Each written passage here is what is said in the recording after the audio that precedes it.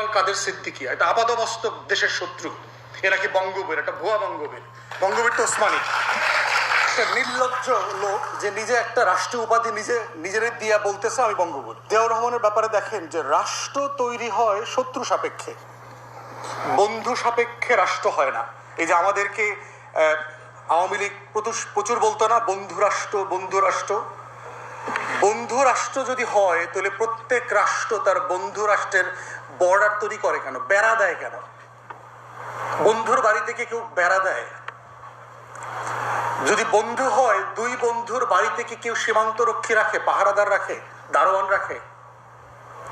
দুই বন্ধুর বাড়ি থেকে কেউ ইলেকট্রিক তার তৈরি করে মানুষ হত্যা করে?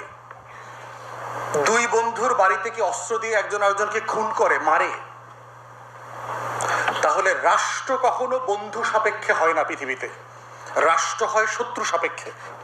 এবং শত্রু সাপেক্ষে রাষ্ট্র হয় বলেই রাষ্ট্রের সভরেন্টি রক্ষা করবার জন্য সীমান্তে তার দিতে হয়, সীমান্তে পাহারাদার বসাইতে হয়, ওই পাহারাদারদের হাতে অস্ত্র দিতে হয়। অতএব সেই শত্রু সাপেক্ষের রাষ্ট্রের রাজনীতি হচ্ছে জিয়াউর রহমান ধারণ করেছেন। কিভাবে ধারণ করেছেন দেখেন। সাইদ আব্দুল্লাহ প্রায় বলেছে, অল্প একটু বলে নাই, যে পানি ইস্যু, গঙ্গার পানি ইস্যু নিয়ে ফারাক্কা মার্চ হইল আপনার ৭৬ মে মাসে সম্ভবত।